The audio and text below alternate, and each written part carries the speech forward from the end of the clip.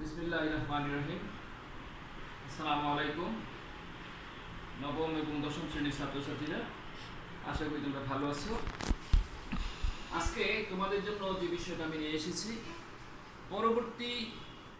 পূর্ববর্তী লেকচারের সাথে সামঞ্জস্য রেখে পরিমিতি 16.2 এর অনুশীলনমূলক প্রশ্ন অর্থাৎ সৃজনশীল প্রশ্ন। এর আগে আমি তোমাদের যে সৃজনশীল প্রশ্ন দিয়েছিলাম সেটা হচ্ছে রম্বস এবং ট্রাপিজিয়াম সংক্রান্ত। আজকে সামান্তরিক এবং আয়তাকার ক্ষেত্র সংক্রান্ত সৃজনশীল প্রশ্ন। প্রথম যে প্রশ্নটি আমি এখানে লিখেছি, সৃজনশীল প্রশ্ন উদ্দীপক: একটি সামান্তরিকের বাহুর দৈর্ঘ্য 30 সেন্টিমিটার ও 26 সেন্টিমিটার, এর ক্ষুদ্রতম কর্ণটি 28 সেন্টিমিটার। ক, সংক্ষিপ্ত বিবরণ সহ চিত্রটি আঁকো। খ, সামান্তরিকটির উচ্চতা নির্ণয় করো। গ, অপর কর্ণ ও ক্ষেত্রফল নির্ণয় করো। নেক্সট পরের প্রশ্ন নিয়ে আমরা পরে আসি। এটার আচ্ছা, পরের প্রশ্ন আমি পরে দেই আগে, কারণ পরবর্তীতে বোর্ডে লেখা যাবে না, এই জন্য। 2 নম্বর প্রশ্ন: একটি আয়তাকার বাগানের দৈর্ঘ্য 80 মিটার ও প্রস্থ 60 মিটার। বাগানটির ভিতরে সমান পার বিশিষ্ট একটি পুকুর খনন করা হলো। ক, বাগানের পরিসীমা ও ক্ষেত্রফল নির্ণয় করো। খ, পুকুরের পাড়ের ক্ষেত্রফল 804 বর্গমিটার হলে পুকুরের দৈর্ঘ্য ও প্রস্থ নির্ণয় করো। গ, পুকুরের গভীরতা 2.75 মিটার হলে প্রতি ঘনমিটার মাটি খনন করতে 325 টাকা হিসেবে ওই পুকুরটির মাটি খনন করতে কত টাকা প্রয়োজন হবে? তো দুইটা প্রশ্নই কিন্তু বোর্ডে আসার মতো প্রশ্ন। সবাই ভালো করে দেখে শুনে বুঝে তারপর অঙ্কটা করবে। আরেকটা বিষয়, এই সামান্তরিক সংক্রান্ত অঙ্ক এইটা তোমাদের পাঠ্য বইয়েও আছে, মানে এই উদ্দীপক সংক্রান্ত, এবং এইটা দিয়েই অঙ্ক করা আছে। সেক্ষেত্রে আমাকে দু একজন ছাত্র ফোন করে বলেছিল, স্যার প্রশ্ন মানে অনেক বড়। আসলে তোমাদের একেবারে বড় প্রশ্ন যেটা, বড় অঙ্ক, সেইটা দিয়েই সম্পূর্ণ সৃজনশীলটা। তার মানে তুমি যে বড় অঙ্কটা করেছিলে আগের দিন, সেইটা দিয়ে সম্পূর্ণ সৃজনশীলটা মানে পরীক্ষা আসবে এবং আসতে পারে। এবার একের ক নাম্বার প্রশ্ন, এর সমাধান: সংক্ষিপ্ত বিবরণ সহ চিত্রটি আঁকো। প্রথমে তোমার সামান্তরিক কি সেটা জানতে হবে। সামান্তরিক যে চতুর্ভুজের বিপরীত বাহুগুলো সমান এবং সমান্তরাল, সেটা হচ্ছে সামান্তরিক। তবে এই সংক্ষিপ্ত বিবরণ সহ চিত্রটি যখন আঁকতে বলে, আমি যখন তোমাদের পরীক্ষায় প্রশ্ন দেই, আমি কিন্তু দেই আনুপাতিক চিত্র আঁকো। আনুপাতিক চিত্র মানে 30 এবং 26, নিশ্চয়ই 26টা 30-এর চেয়ে ছোট হবে। আবার ক্ষুদ্রতম কর্ণ 28, 28 এই 26-এর চেয়ে বড় হবে, 30-এর চেয়ে ছোট হবে। মোটামুটি একটা সামঞ্জস্য রেখে আঁকতে হবে। কাজেই আমি চিত্রটি আঁকি, আগে চিত্রটি এঁকে তারপরে বর্ণনা দাও যে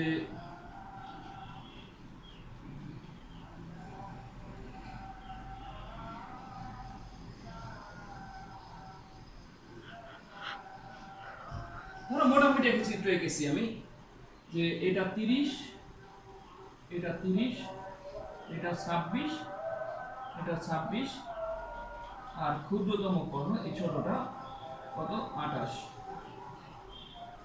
অপর কর্ণের ক্ষেত্রফল কত, তুমি শুধু এইটুকুই চিত্রে অঙ্কন করবে ক নাম্বারে, কারণ ক নাম্বারে কিন্তু তোমাকে অপর কর্ণ আঁকতে বলে নাই, কাজেই তুমি অন্য কর্ণ আঁকবা না।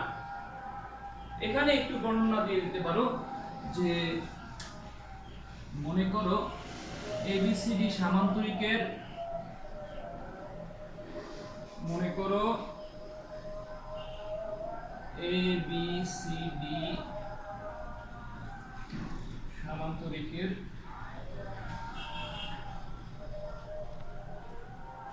বাহুর দৈর্ঘ্য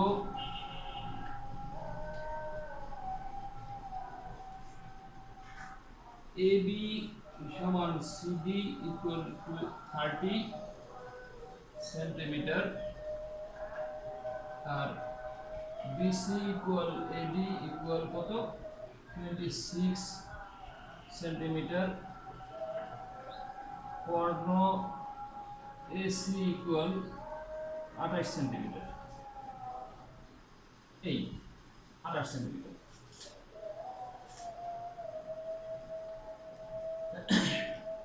এইটুকু বর্ণনা দিয়ে দিলে তুমি 2 নাম্বার পেয়ে যাবে। সামান্তরিকটির পরে খ নাম্বার সামান্তরিকটির উচ্চতা নির্ণয় করবে।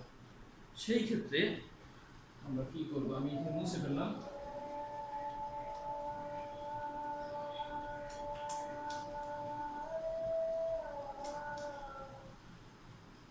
এই চিত্রটা আমরা এবার কাজে লাগাবো। ক নাম্বার শেষ হয়ে গেলে এবার খ নাম্বার।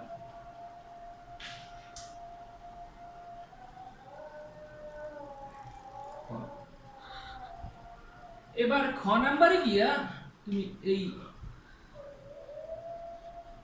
আর একটা কর্ণ অঙ্কন করবে। এই খুব বড় কর্ণটা তোমাদের বের করতে হবে, বৃহত্তর কর্ণটার দৈর্ঘ্য কত।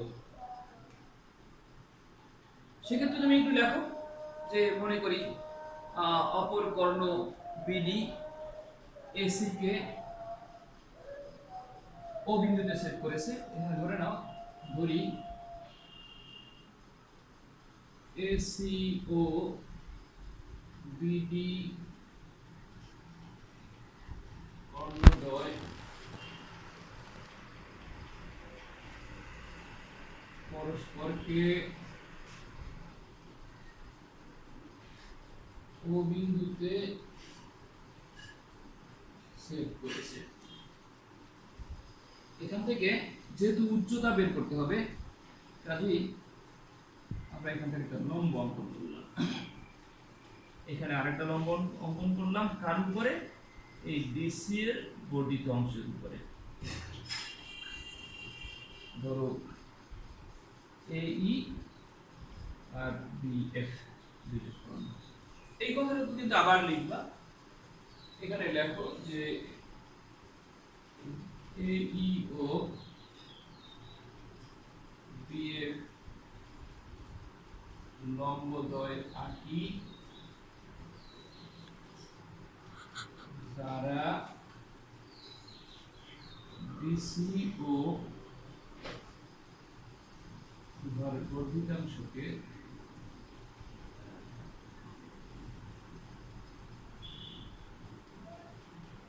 যথাক্রমে ই ও এই বিন্দুতে সেট করে।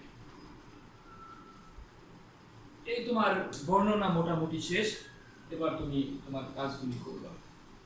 আগে আমি কিন্তু প্রায় প্রত্যেকটা লেকচারই আমি বলে যাচ্ছি, তোমরা যখন সূত্র মুখস্থ করবে তখন সূত্রের সাথে সাথে যার সূত্র মুখস্থ করছো সামান্তরিকের, ওই সামান্তরিকের একটা চিত্র তোমার চোখের সামনে ভেসে উঠতে হবে। আদারওয়াইজ তোমরা সূত্র মুখস্থ করতে পারবে না, মুখস্থ করে বেশি দিন রাখতে পারবে না, বেশি সময় রাখতে পারবে না।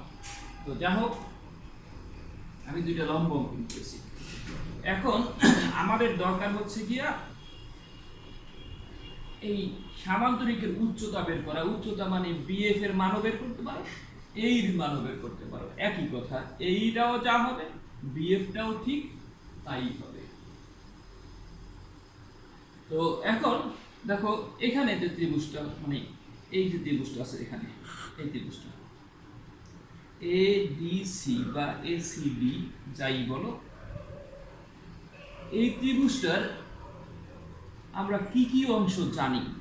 দেখো এইটা জানি, এটা জানি, এটা জানি। মানে আমরা এই ত্রিভুজটার তিনটা বাহুর দৈর্ঘ্যই জানি। যদি তিনটা বাহুর দৈর্ঘ্য দেয়া থাকে তাহলে ত্রিভুজের ক্ষেত্রফল নির্ণয়ের সূত্র √s * s - a s - b s - c। s হচ্ছে অর্ধ পরিসীমা। আমরা যদি লিখি ত্রিভুজ এবিসি এর অর্ধ পরিসীমা s equal 26, 28, 30/2 এত সেন্টিমিটার। দ্যাট মিন্স 26, 52, 54, 84/2 মানে 42। অতএব ত্রিভুজ ক্ষেত্র ADC equal root over S into S minus A, S মানে হচ্ছে 42, এস মাইনাস এ মানে 42 মাইনাস 26, 42 মাইনাস 28, 42 মাইনাস 30, বা দেখো ত্রিভুজের ক্ষেত্রফল নির্ণয়ের আরেকটা সূত্র হাফ ইনটু ভূমি ইনটু উচ্চতা, হাফ ইনটু ভূমি হচ্ছে গিয়া 30 আর উচ্চতা হচ্ছে এ ই ইকুয়াল 42 ইনটু এই দুটো বিয়োগ করো কত হয় 6 আর 6 12, 16 আর 8 আর 4 12, 14 ইনটু 12, বা এটা কাটাকাটি করলে 15 into a E is equal কত, কিন্তু এটা এই সবগুলি গুণ করি আমরা ক্যালকুলেটর দিয়ে, কত হয় 42 ইনটু 16 ইনটু 14 ইনটু 12, 11 28 96,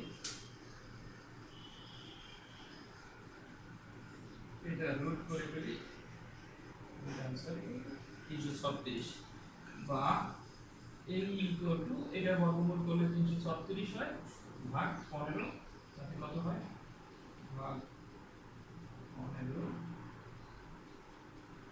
5.4।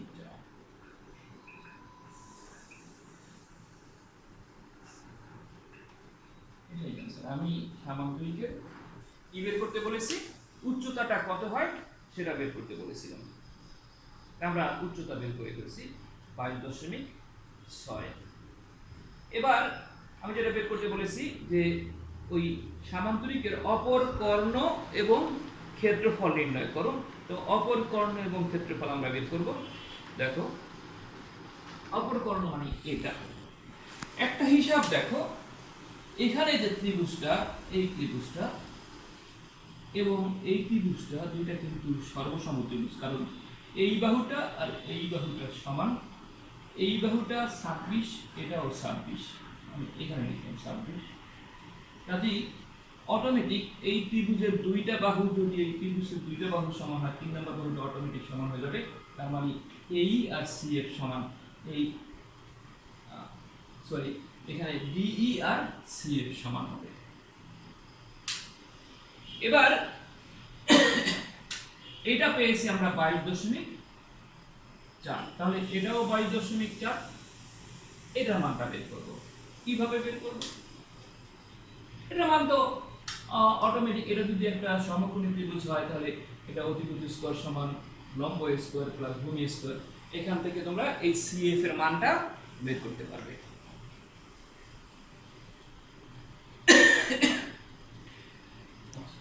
এই কাজটা আমি মুছে ফেললাম।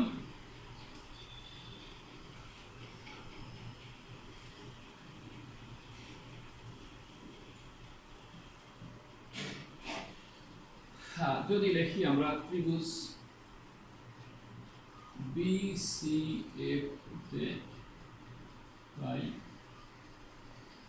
মানে পিথাগোরাসের সূত্র অনুসারে যে BF square plus CF square equal to BC square, আমাদের এইটুকু মান দরকার, কারণ এইটুকু মান যদি জানি আমরা CF এর মান, তাহলে কিন্তু এই DF এর মানটা সম্পূর্ণটা বের হয়ে যাবে। CF square equal to BC square minus BF square, CF সমান কত, BC square minus BF square is equal, BC এর মান কত 26 স্কয়ার মাইনাস 22.4 এর স্কয়ার ইকুয়াল কত হয়, আমরা ক্যালকুলেটর দিয়ে হিসাব করে বের করি। 26 স্কয়ার মাইনাস 22.4 এর স্কয়ার ইকুয়াল হচ্ছে কত, 174.24, এটা রুট করে ফেলি সরাসরি, ওভার হাতে আসলো 13.2 আমরা পেয়ে গেছি, এটার মান 13.2। স্বাভাবিকভাবেই এখান থেকে এই পর্যন্ত দূরত্ব হচ্ছে 30, 30 এর সাথে 13.2 যোগ করলে কত হয়, 30 আর 13.2 মানে 43.2। তাহলে আমরা যদি লিখি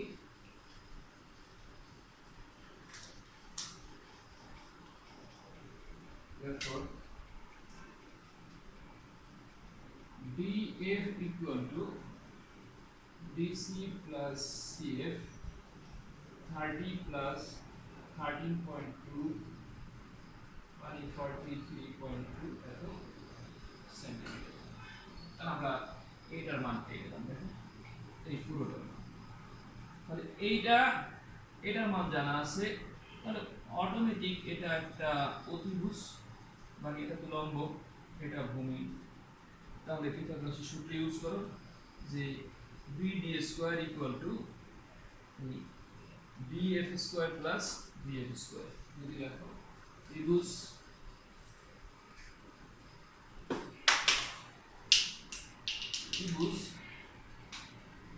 BDF করতে পাই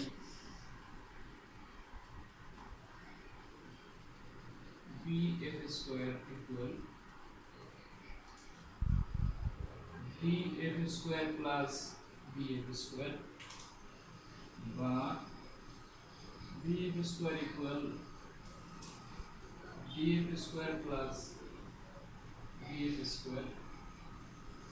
এবার আমরা মানগুলি বসিয়ে ফেলি।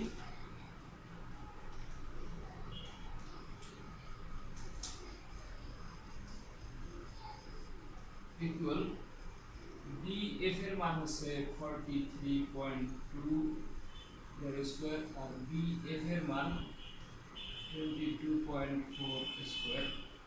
এবার আবার ক্যালকুলেটর ইউজ করি।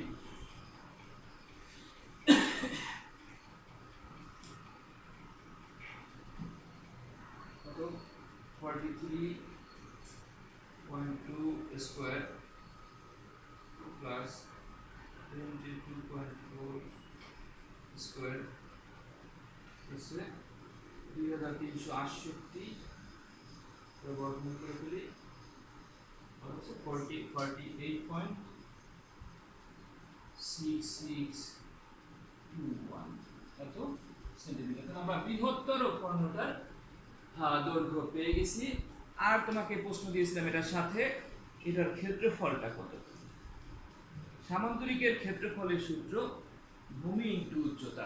ভূমি হচ্ছে এই 30 আর উচ্চতা, কারণ এই 30 এর উপরেই তো লম্বটা আইতেছি 22.4। লিখতে পারো যে ABCD সামান্তরিকের ক্ষেত্রফল হাফ ইনটু ভূমি হচ্ছে DC আর উচ্চতা AB বা BF যে কোনো একটা, হাফ ইনটু DC এর মান হচ্ছে 30 আর AB এর মান 22.4।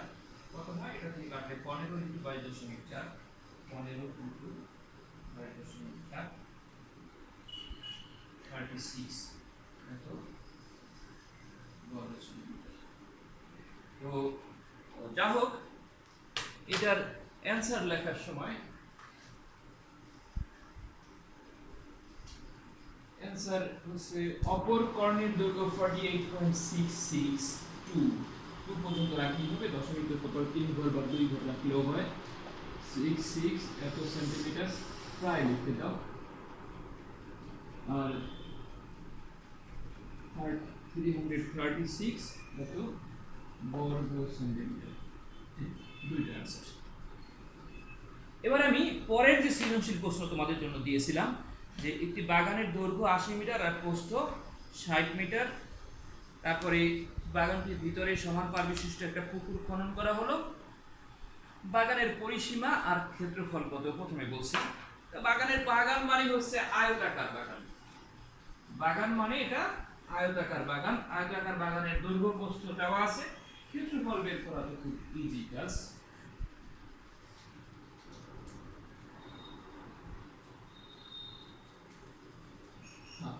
ক নাম্বার কোশ্চেন आंसर ক বাগানের দৈর্ঘ্য 80 মিটার আর প্রস্থ হচ্ছে 60 মিটার। অতএব বাগানের ক্ষেত্রফলের সূত্র দৈর্ঘ্য ইনটু প্রস্থ 80 ইনটু 60 এত বর্গ মিটার তাতে কত আসে 4800 4800 বর্গমিটার। আর বাগানের পরিসীমা সূত্র 2 ইন্টু দৈর্ঘ্য প্লাস প্রস্থ 80 প্লাস 60 এত মিটার, 2 ইন্টু 80 মিটার আর 60 মিটার মানে 140 মিটার মানে 280 মিটার। এই দুইটাই অ্যান্সার 4800 এত বর্গ মিটার আর 240 মিটার। এবার খ নাম্বার প্রশ্ন। খ নাম্বারে আমি বলেছি তোমাদের জন্য যে যদি পুকুর পাড়ের ক্ষেত্রফল 804 বর্গমিটার হয় তবে পুকুরের দৈর্ঘ্য ও প্রস্থ নির্ণয় করো।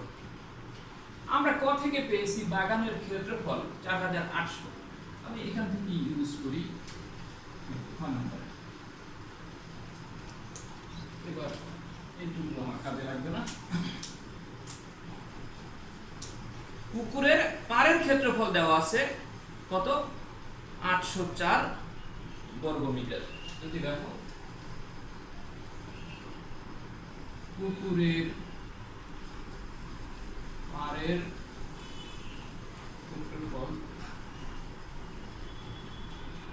804 বর্গমিটার, তাহলে বাকি যে জায়গাটুকু থাকবে দেখো আমি যদি এটাকে লিখি বাগান, যদি এটাকে বাগান ধরি তাহলে এইটা হচ্ছে পুকুরের পাড়, এই অংশটা এই পুকুরের পাড়, এই পাড়ের ক্ষেত্রফল এই অংশটুকু দেওয়া আছে 804 আর পুরো বাগানটার ধরো আমি যদি এ বি সি ডি ধরি এই বাগানটার ক্ষেত্রফল দেওয়া আছে 4800 দেওয়া আছে, মানে আমরা বের করেছি 4800। 4800 থেকে যদি 804 মাইনাস করো তাহলে যেটা থাকবে সেটা থাকবে এই অংশটুকুর ক্ষেত্রফল, মানে এই অংশটুকু মানে হচ্ছে পুকুর। আচ্ছা এবিসিডি মার্কিং করার দরকার নেই আমাদের, মার্কিং না করলে চলবে। তাহলে আমরা যদি দেখি অতএব পার বাদে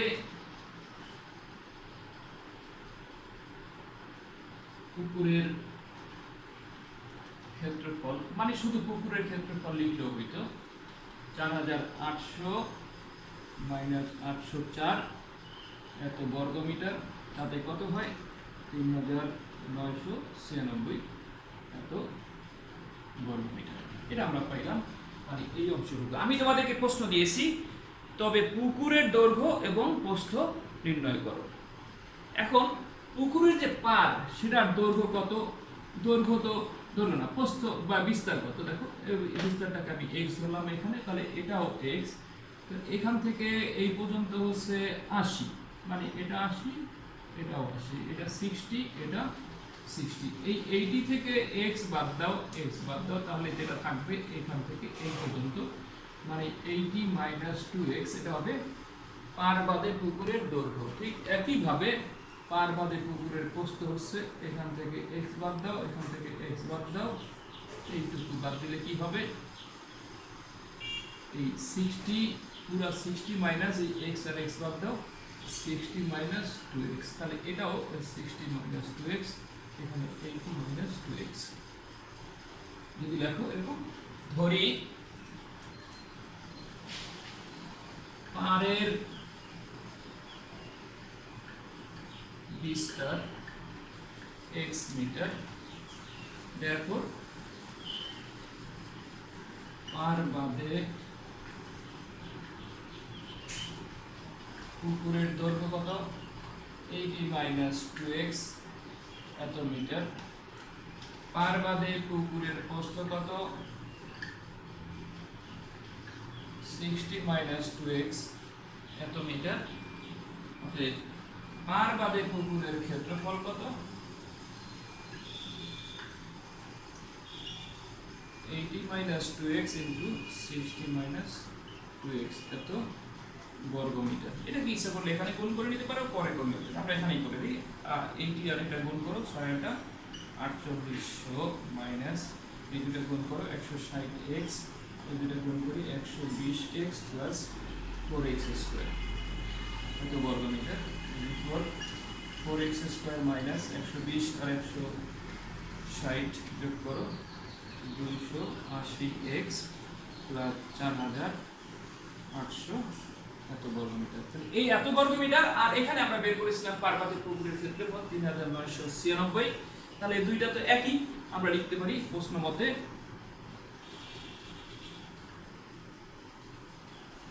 4x² মাইনাস 280x প্লাস 4800 সমান 3996, বা এখান থেকে ইচ্ছা করলে 4 কমন নিয়ে নিতে পারো, 4x² minus 70x plus 1200 equal to 3996। উভয় পক্ষকে 4 দিয়ে ভাগ করে দাও, x² মাইনাস 70x প্লাস 1200 এটাকে ভাগ করো, 3996 কে 3996 ভাগ 4 999, বা x² minus 70x plus 1200 minus 999 equal 0। x² minus 70x এটা থেকে এটা বিয়োগ করো, মাইনাস 1200 অথবা 201 ইকুয়াল 0। এবার এটাকে তোমরা মিডল টার্ম ব্রেক করে ফেলবা। মিডল টার্ম ব্রেক করলে কত হয় সেটা দেখো, x² minus 67x minus 3x plus 201 equal to 0। দেখো এই 67 আর 3 গুণ করলে 201 পাই, বা x কমন দাও, x minus 67 3 into x minus 67 equal to 0। আমি নিচে করলাম,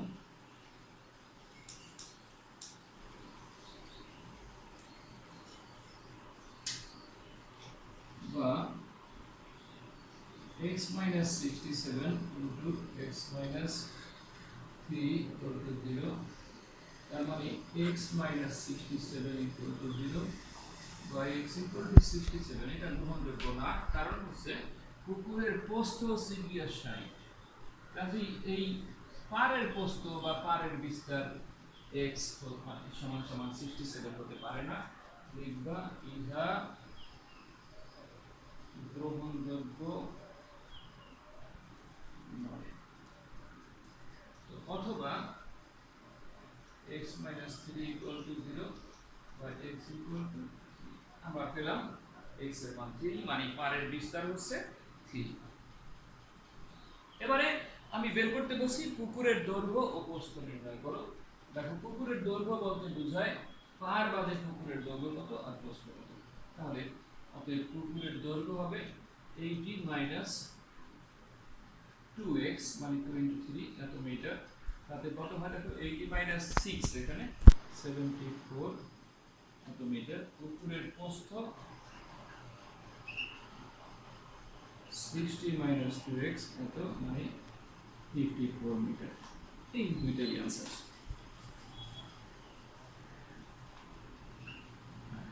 গ নাম্বার প্রশ্নে আমি বলেছি পুকুরের গভীরতা 2.75 মিটার হলে প্রতি ঘনমিটার মাটি খনন করতে 325 টাকা হিসেবে ওই পুকুরের মাটি খনন করতে কত টাকা লাগবে।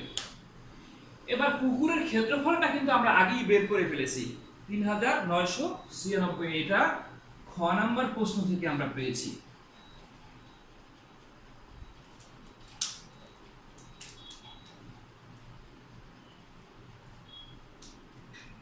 তো এটার পুকুরের গভীরতা দিয়ে যদি তুমি ক্ষেত্রফলকে গুণ করো তাহলে কিন্তু পুকুরের আয়তনটা বের হয়ে যাবে। তাহলে পুকুরের গভীরতা 2.75 মিটার দেওয়া আছে, আমরা ই থেকে পেয়েছি, মানে উদ্দীপক গ নাম্বার থেকে, যে পুকুরের গভীরতা 2.75 এত মিটার। আর খ থেকে প্রাপ্ত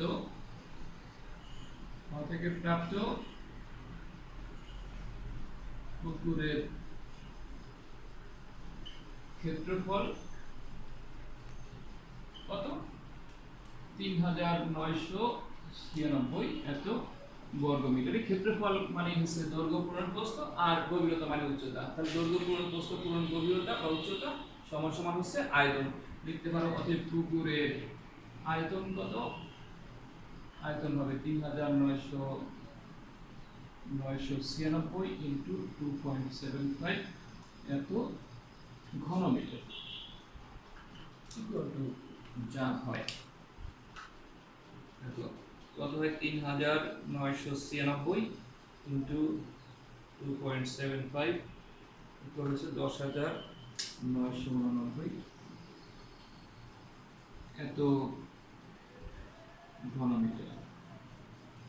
তাহলে পুকুরের আয়তন এত হলো।